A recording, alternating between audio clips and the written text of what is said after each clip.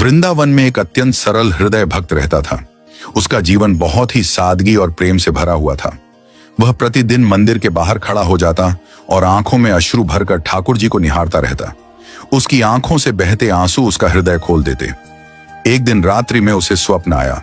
बिहारी जी स्वयं उसके सामने प्रकट हुए। अत्यंत करुणामयी स्वर में बोले, वत्स, तू प्रतिदिन यूं रोता क्यों है?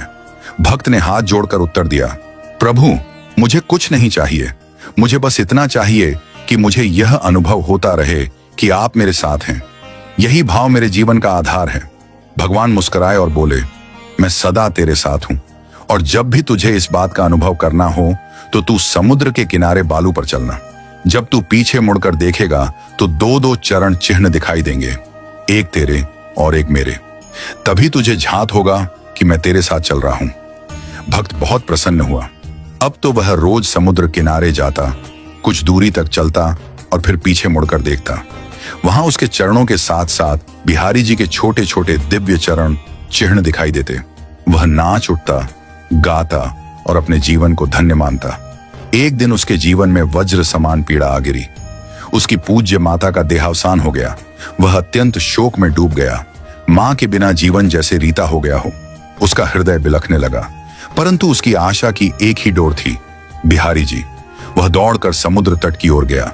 बालू पर चलता रहा, रोता रहा, बड़बड़ाता रहा, प्रभु, आप मेरे साथ हैं ना? इस समय तो मुझे आपकी सबसे अधिक आवश्यकता है। कुछ दूरी चलने के बाद उसने रोते हुए पीछे मुड़कर देखा, किंतु इस बार केवल दो ही चरण चिन्ह थे और वे उसके ही थे। वह स्तब्ध रह गया। रोते रोते वह बिहारी जी मंदिर पहुंच गया। आंसू थम ही नहीं रहे थे।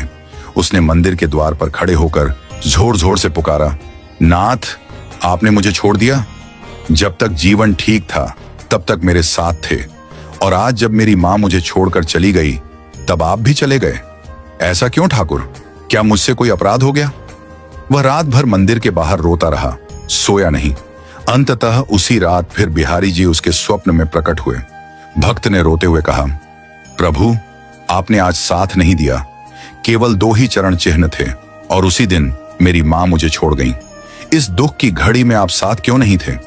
भगवान ने अत्यंत करुणा से कहा, वत्स, पहले जो दो दो चरण चिन्ह दिखाई देते थे उनमें एक तेरे और एक मेरे थे, क्योंकि हम दोनों साथ साथ चल रहे थे।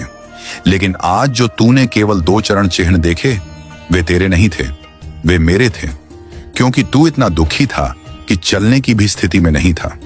आज तुझे मैंने अपनी गोद में उठा लिया था और मैं ही तुझे ले चल रहा था।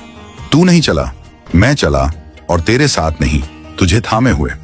यह कथा हमें यह सिखाती है कि जब जीवन में सब कुछ अच्छा चल रहा होता है तब हमें लगता है कि भगवान हमारे साथ चल रहे हैं, परंतु जब हम दुख, शोक या पीड़ा में होते हैं और अकेले महसूस करते हैं तब भगवान हमें अपनी गोद में उठाकर खुद हमारे लिए चल रहे होते हैं, पर हम केवल अपने आंसुओं में उलझकर उनकी उपस्थिति को देख नहीं पाते।